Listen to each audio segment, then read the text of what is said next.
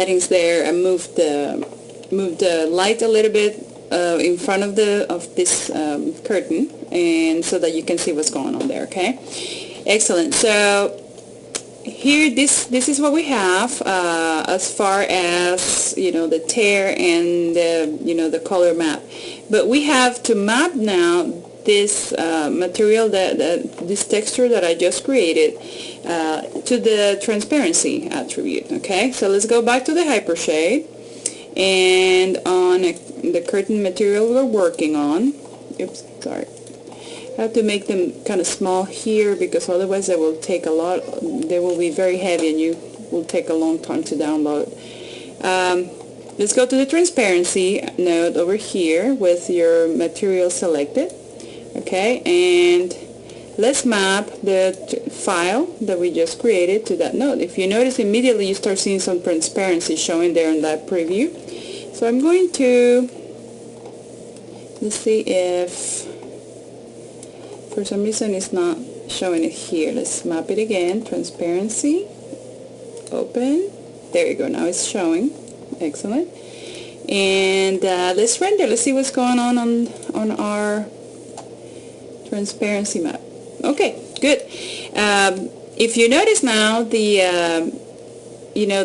curtain is showing that ragged look on the back, meaning that it's showing the light going through. So on the parts that were black, now the light is going through as if there was nothing there. And the parts that are painted white on our opacity or transparency map, then they look solid rock. If you wanted to do something like a, let's say, like very light fabric that is kind of translucent, this will be a great way to show the effect of translucency, light going through. We chose a blend. Now we also have reflectivity and specular. So I will probably use something like a Lambert for fabric, because unless it's shiny, so keep that in mind. If you are having problems and you're trying everything you can and you still don't see the shadows, even after putting ray trace shadow on here on the light, make sure on your render settings, so go to render settings and go to that second tab there. You have the common and the Maya software.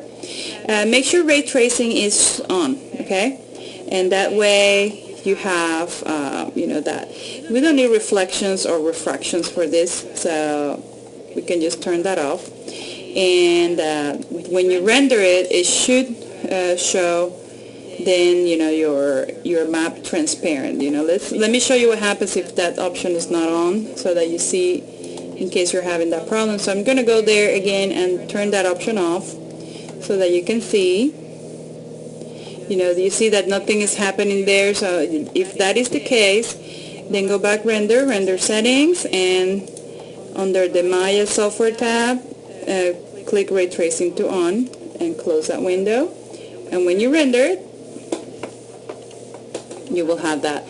There's a little bit of an edge there that you might want to take care of, because then it kind of looks odd.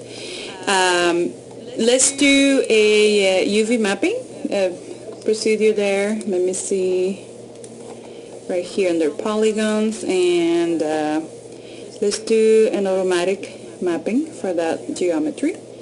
And what's going to happen is it's going to lay out your texture, right? Your UVs within that default area. What I would suggest is to shrink it. I don't know why. Let me see what happened here. It kind of got it offset.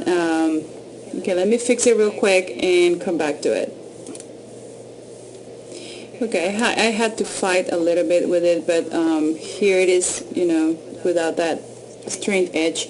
You need to do UV mapping for that. Make sure that you scale down the edges of the UVs to not be right on the edge, because those edges start happening when your UVs are right on the edge there on the texture. Okay, so make sure you shrink them a little bit, and then go back and